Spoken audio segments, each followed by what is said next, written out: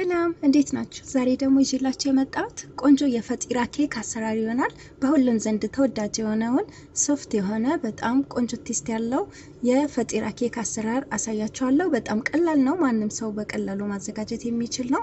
እንዲሁም ደግሞ ቴስቱ ለየት ያለና ደስ የሚል ነው። እንደምታዩት ከለሩን በጣም ነው የሚያምረው።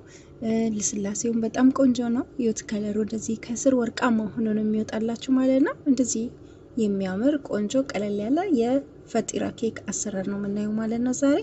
እሺ ጓደኞቼ ወደ አሰራሩ እንሂድ፣ እስከ መጨረሻው ተከታተሉ። ወደ አሰራሩ ስንሄድ የምንጠቀማቸው ግብአቶች ሁሉም ለአንድ ብርጭቆ ሩብ ጉዳይ ነው የሚሆነው ማለት ነው። እዚህ ጋር እንደምትመለከቱት ሰፋ ያለ ሳህን እናዘጋጃለን። ለአንድ ብርጭቆ ሩብ ጉዳይ ወይም ደግሞ ብርጭቆ ያልሞላ ማለት ነው። ፉርኖ ዱቄት ከጨመርኩኝ በኋላ አንድ የሾርባ ማንኪያ ቤኪንግ ፓውደር ጨምሬ ቀላቀልኩኝ። ከዛን እዚህ ጋር ደግሞ ለአንድ ብርጭቆ ሩብ ጉዳይ የጁስ መፍጫ ማሽን ላይ ዘይት ጨምሬ ያለው፣ ለአንድ ብርጭቆ ሩብ ጉዳይ ውሃ ጨምሬ ያለው፣ ለአንድ ብርጭቆ ሩብ ጉዳይ ስኳር ጨመርኩኝ።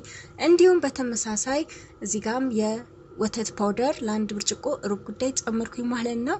ከዛን ለ3 ደቂቃ ያህል በዚህ መልኩ በደንብ አድርገን አንድ ላይ መተዋለን ማለት ነው። ወይ ለ3 ደቂቃ ወይ ለ4 ደቂቃ ማለት ነው። እዚህ ጋር ድንገት ሊወፍርባችሁ ይችላል። በጣም የወፍርባችሁ ከሆነ ትንሽ ውሃ ጠብ አድርጉ። ውሃ ምንድነው አብዝታችሁ መጨመሩ ከሆነ ይቀጥርባችኋል፣ ውሃ ይሆናል። እዚህ ጋር ልክ እንደዚህ ሲሆን አሪፍ ነው ማለት ነው።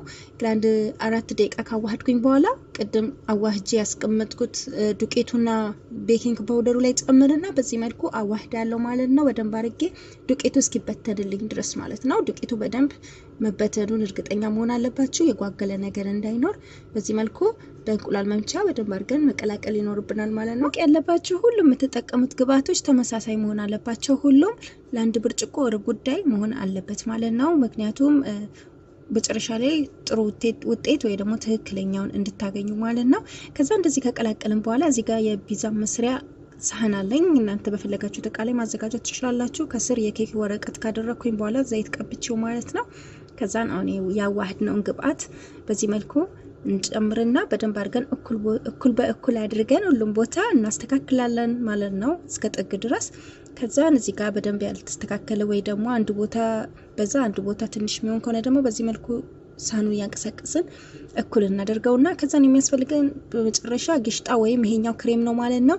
ከዛን ግሽጣውን እንደዚህ ላስቲክ ነገር ላይም ቢሆን ጨምራችሁ እንደዚህ ክብ ሰርታችሁ እስከ መጨረሻው እንደዚህ መሄድ አለባችሁ ማለት ነው። ልክ እንደዚህ ከሆነልን በኋላ እዚህ ጋር በጣም እየቾከልኩኝ ስለነበረ መጀመሪያ ምን ካደረኩ በኋላ የቺደር ቺዝ ነበር ማድረግ ያለብኝ። ከዛን ከላይ ነበረ ጥቁር አዝሙድ ማድረግ የነበረብኝ። ነገር ግን እየቾከልኩ ስለነበረ ከክሬሙ ላይ ጥቁር አዝሙድ አደረኩ ማለት ነው። እናንተ ግን ክሬሙን ካደረጋችሁ በኋላ የቺደር ቺሱን ከላይ ትነሰንሳላችሁ። ከዛ በኋላ ደግሞ ጥቁር አዝሙዱን ከላይ አድርጋችሁ ኦቨን ውስጥ አስገብተን ለ20 ደቂቃ እናበስሏለን። ከታች ነው መጀመሪያ የምናበስለው። ከታች ለ15 ደቂቃ ካበሰልን በኋላ እናጠፋና ከላይ ደግሞ ለ5 ደቂቃ ትንሽ ከለሩን እስኪቀይር ብቻ 5 ደቂቃ አይቆይም። ከዛ እናጠፋለን ማለት ነው እሳታችንን። ከዛ እንግዲህ 180 ዲግሪ ላይ አድርገን ነው ከዛን ከኦቨን ቆይታ በኋላ ከላይ ደግሞ አንድ ሾርባ ማንኪያ ማር እንጨምራለን ማለት ነው። ንጹህ ማር ጨርሻለሁ እኔ ሱፐርማርኬት እንደዚህ የሚሸጠውን ማር ነው ያውን ያደረኩት።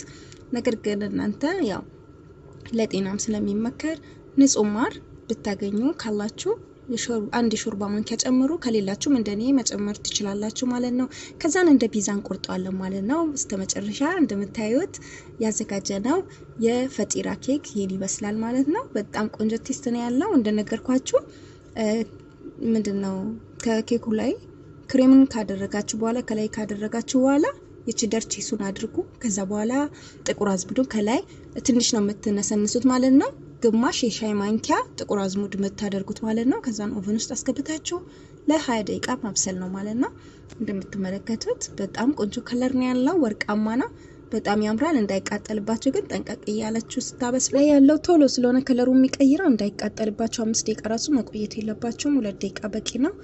እንግዲህ ይሄን የመሰለ ቆንጆ ወርቃማ ፈጢራ ኬክ አዘጋጀ ማለት ነው። በጣም ቆንጆ ቴስት ያለውና ስዊት ያልበዛበት ነው። በጣም ነው ደስ የሚለው አበላሉ። በተለይ ደግሞ በትኩሱ ስትበሉት በጣም ነው ደስ የሚለው እና እናንተም በቤታችሁ ሞክሩትና እንደተለመደው በኮሜንት ሴክሽን ላይ ጻፉልኝ ውጤቱን ምን ያህል ወዳችሁታል።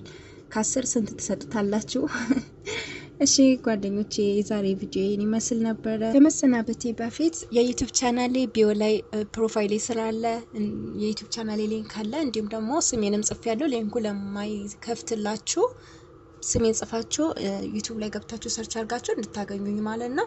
ብዙ ጠቃሚ የሆኑ ቪዲዮዎችን ሰርቻለሁ። ለቆዳ ለጸጉር በጣም ጠቃሚ የሆኑ ቪዲዮዎች ከኬሚካል ነፃ የሆነ በተፈጥሯዊ መንገድ የተዘጋጁ በጣም ጠቃሚ የሆኑ ቪዲዮዎችን ሰርቻለሁ። ገብታችሁ ለማየት ሞክሩ። በዛውም ላይክ፣ ሼር፣ ሰብስክራይብ እያደረጋችሁ አበረታቱኝ እላለሁ። እሺ ጓደኞቼ በቀጣይ በሌላ በጠቃሚ ቪዲዮ እስክንገናኝ ሰላም ሆኖልኝ። ባይ ባይ።